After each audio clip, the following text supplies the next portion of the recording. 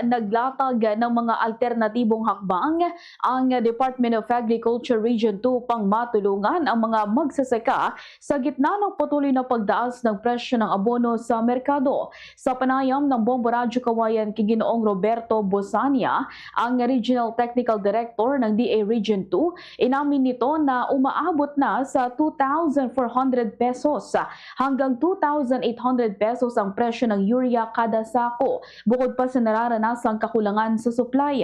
Dahil dito pinalalakas ng kagawaran ang paggamit ng compost fungus activator o trichoderma, isang uri ng fungi na tumutulong sa mabilis na pagdecompose ng mga farm waste gaya ng dayami. Ayon kay Busanya, sa halip na sunugin ng mga dayami matapos ang anihan, mas mainam na ito ay isprayan ng naturang fungi upang mabulok sa loob lamang ng 2 hanggang 3 linggo kumpara sa karaniwang 2 buwan kung walang intervensyon.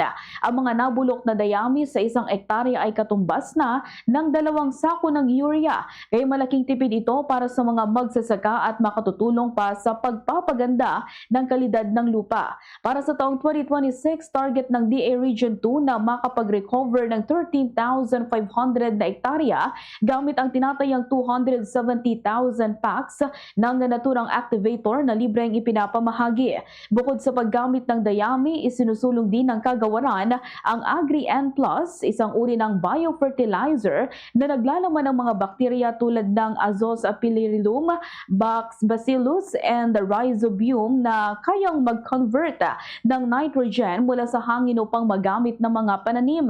Ipinaliwanag ni Busanya na ang Agri-N+ ay maaaring ipahid sa binhi bago itanim upang agad na makinabang ang pananim sa nitrogen fixing capability nito na kayang magpalit ng 25 hanggang 50% ng nitrogen requirement ng mga halaman.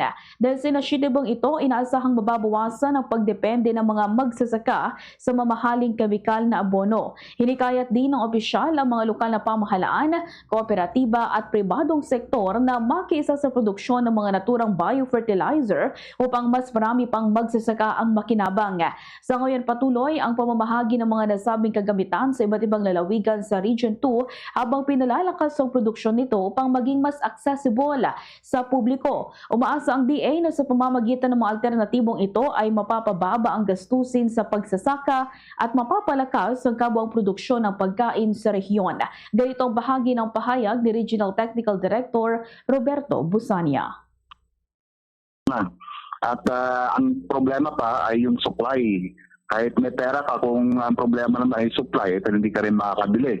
Kaya anong ginawa ngayon ng Department of Agriculture? Meron po kaming promotion. Actually, matagal na itong iminumungkahi, pinopromote po namin ito sa mga magsaka. Ito po yung paggamit ng compost fungus activator. Ito po yung trichoderma, fungi po ito. At trichoderma, pag napamultiply po natin yung trichoderma at magagamit po natin yan sa pag-decompose ng mga farm waste natin, di ba? Pag tayo nag-harvest,